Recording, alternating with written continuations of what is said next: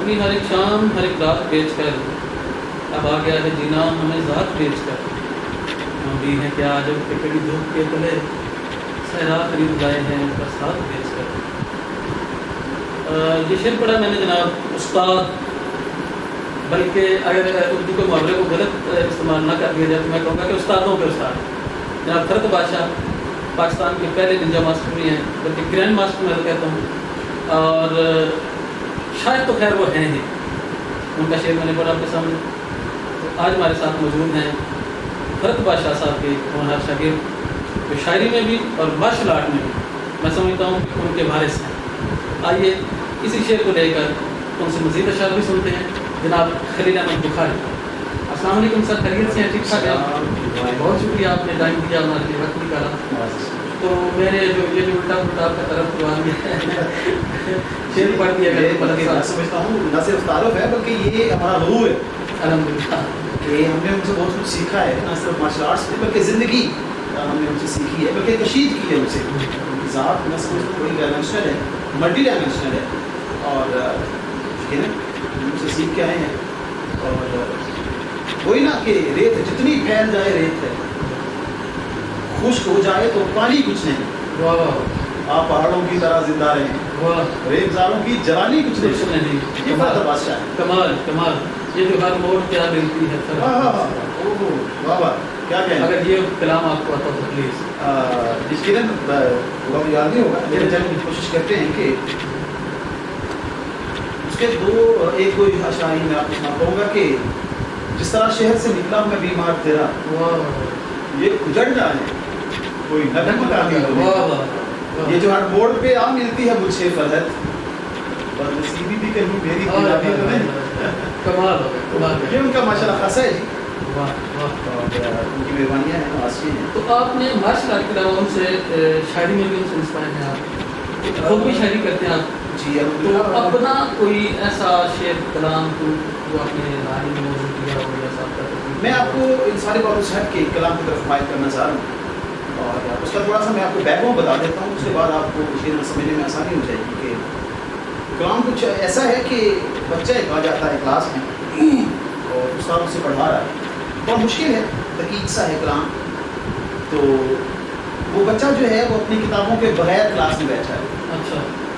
استاد دیکھ کے اسے تھوڑا سا پریشان ہوتا ہے کہ یہ بغیر بستے کے بغیر کتابوں کے اسکول آ گئے.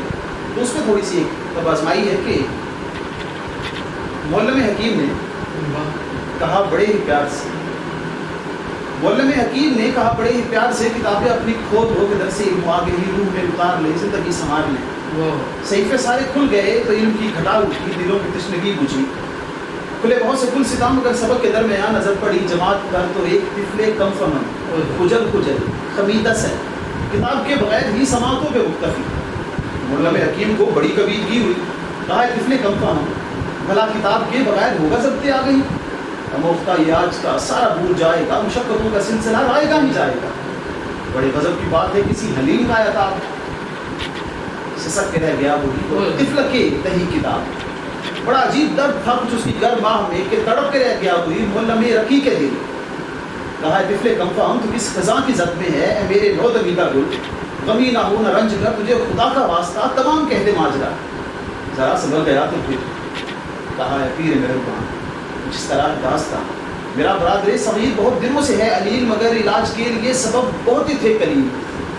سارے صرف جان مگر نہ ہو سکی شفا، جو گھر میں کچھ بھی نہ رہا تو رات میرے باپ نے کتابیں نہیں. چونکہ یہ ماحول بن گیا، اب یہاں بھی ایک ماحول پیدا ہو گیا، سما بن گیا ہے شاعری کا. تو میں چاہتا ہوں کہ وہ والی شاعری آپ وہ والی نظم بھی اسی باب میں سناتے چلے جائیں. تو غلام الدین قاسمی صاحب نے کہا تھا کبھی ہم خوبصورت تھے. تو یہ سلسلہ چل نہیں رہا تو میں احباب آپ کو یہ بات سناتا چلوں کہ یہ نظم اصل کو بہت ہی پسند ہے. اور کیوں پسند ہے مجھے سال ہر سال کے رفاقت سے بھی معلوم نہیں ہو پڑا ابھی تک، اور لیکن ہر موقع پہ اور جب میں اسے یہ نظم سناتا ہوں تو اس کی آنکھوں میں ایک نمی میں محسوس کرتا ہوں.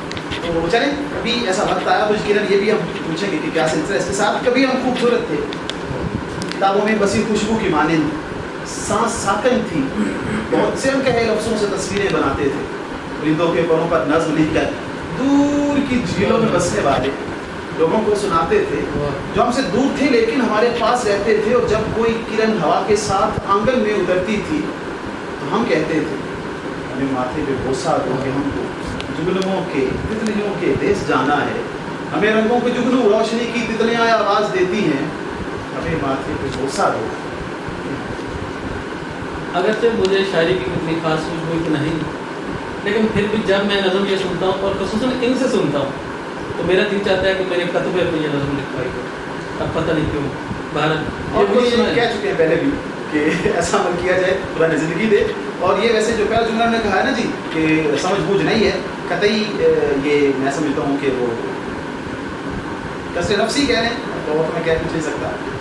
तो इनका एक शेर है जी कि वरन के कई शेर हैं जो यकीनन याद रखने के काबिल हैं, और ये शेर तो याद करने की ज़रूरत नहीं पेश आई मुझे, जब इसने सुनाया तो तब से मुझे आज तक याद है।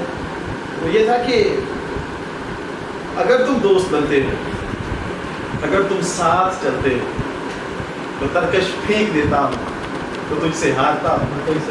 यार कमाल था भाई, क्या सोच कर ऐसे लिखी आपने, ये क्या बहुत शुक्रिया आपकी इज़्ज़त अफसाई का, आपका वक़्त देने का, आपका मतलब इतना भरपूर से गुफ्तगू करने का, मज़े मज़े की शायरी सुनाने का। इंशाल्लाह ये सिलसिला जारी रहेगा, तो वक्तन फ़वक्तन आपसे रहनुमाई भी देते रहेंगे, आपका बख्श भी देते रहेंगे। ये इल्मी ये इंशाल्लाह जो विशेषता इंशाल्लाह जारी रहेगी। तो तब तक के लिए इजाज़त, अल्लाह हाफ़िज़।